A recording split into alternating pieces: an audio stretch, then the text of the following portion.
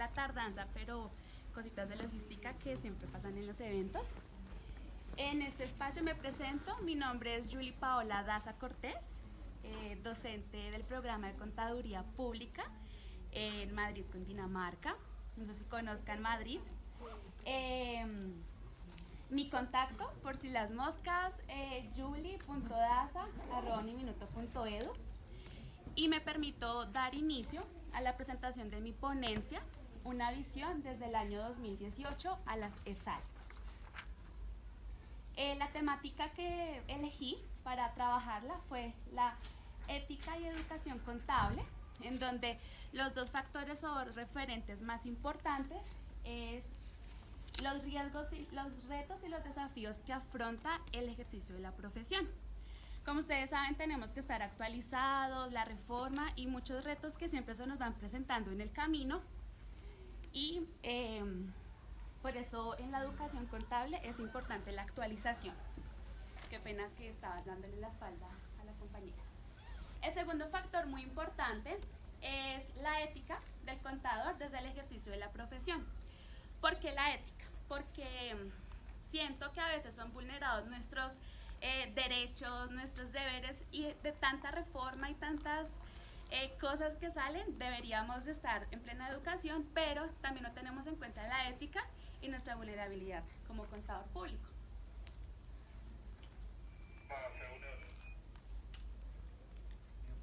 Bueno, en la temática nos colabora o nos responden tres líneas, en donde nos colabora con resolver problemas, necesidades y expectativas que surgen en los procesos de enseñanzas. La segunda, la pertinencia que tienen los procesos y el currículo en el sector real.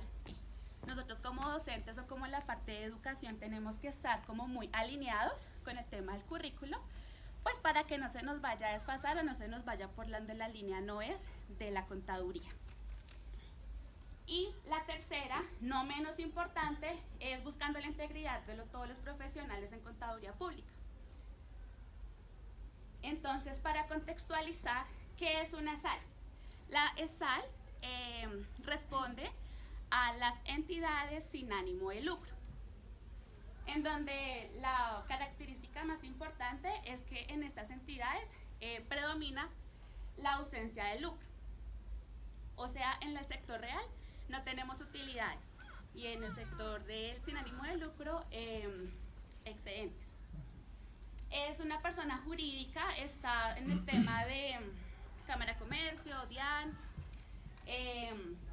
nace como las sociedades comerciales por una voluntad de asociados, y lo que les estaba comentando, que no tiene reparto de excedentes, y cuando se liquida esta, los bienes que se aportaron en un comienzo no retornan a los socios, sino los toma el Estado como tal. Por eso casi no hay liquidación de la ESAL. Es como un referente porque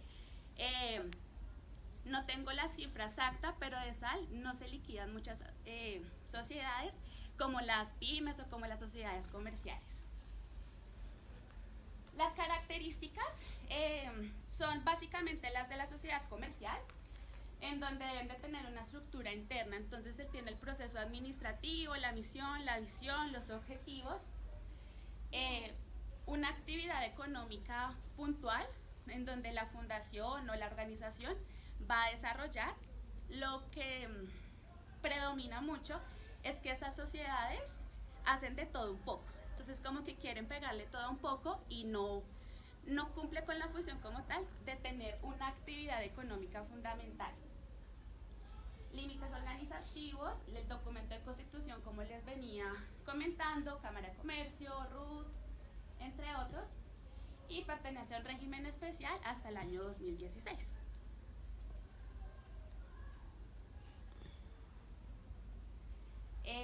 Ya más o menos les di un avance que da la entidad sin ánimo de lucro. Para aterrizarlos un poco más, les voy a mencionar algunas entidades que se catalogan como sin ánimo de lucro, que son las organizaciones religiosas, las organizaciones relacionadas con el trabajo, fundaciones, de servicios, los que están amigos del medio ambiente, animales, entre otros. Bueno, como todos sabemos y como todos nos interesa en este espacio, es la educación. Entonces, para mí la base fundamental de la sociedad y de absolutamente todo es la educación, y en este caso venimos a la educación contable. Entonces, desde la educación contable podemos formar, debemos de formar y nos formamos para poder manejar el tema del marco legal, todo lo que nos da el Estado, y de esta manera, de que apropiamos la ley, podemos dar informes a todas las entidades de fiscalización y las entidades de control, que son varias. En este momento solo voy a citar algunas, que es la DIAN, la Constitución Política, todos los ministerios de acuerdo al objeto social que desarrolla, y por supuesto la Cámara de Comercio, que es el primer filtro para que se pueda crear esta ESAL. Cumpliendo estos requisitos, la cima es el tributo. Recordemos que el tributo, nosotros, las entidades sin ánimo de lucro, son un ente que recauda. Ellos no tributan como tal, sino son entes de recaudo. Entonces, al momento de cumplir estas 4 colorcitos, podemos tener un buen tributo, un buen recaudo y, por supuesto, presentar lo que realmente es a la DIAN. Acá me permite hacer un paréntesis en donde nosotros, como componente Minuto de Dios, ofrecemos un poquito más con la responsabilidad social y el desarrollo humano.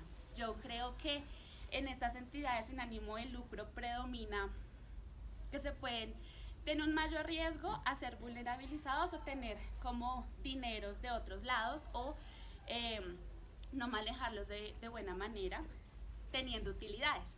Entonces, en este componente hago el paréntesis, porque sí, en la responsabilidad social y el desarrollo humano es importante para que estas entidades cumplan con su objetivo.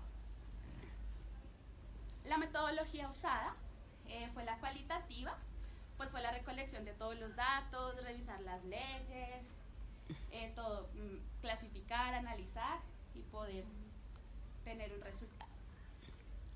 Las conclusiones, tenemos una ley, la 1819, en donde las entidades sin ánimo de lucro son intervenidas, entre comillas, por la DIAN, en donde van a ser monitoreadas con más frecuencia y se pueden catalogar ya como entidades sin ánimo de lucro, revisando como a fondo todos los estados financieros, las memorias económicas y todo lo que compete con el tema de activos y tributos. No sé si ustedes recuerdan, en este año, en abril, se hizo todo el proceso. Están como haciendo el filtro de quién se cataloga como entidades sin ánimo de lucro, quién no, y pues estamos como todos a la espera, porque son miles, pero esas miles no sabemos si realmente están bien reguladas, si están bien filtradas, si están cumpliendo el objetivo, porque como no es un ente que va a tributar y solo recauda, es un poco más vulnerable y no estaban intervenidas. La segunda conclusión, resultado, es desde la educación se puede reforzar la ética y desde el ejercicio de contador. Es importante la educación y el total avance que nosotros tenemos como profesionales y como docentes de nuestra área, en donde la educación sea como un constante cambio. Y el segundo, lo que les estaba comentando, las ESAL son catalogadas después de la reforma de la ley 1819 como régimen ordinario. Cuando la DIAN emita su comunicado, su respuesta, si es ESAL o no es ESAL, termina siendo como un régimen ordinario. La bibliografía es muy pequeña, me basé solo en el estatuto tributario y la ley 1819, que nos rige a nosotros los contadores. Muchísimas gracias. Muchas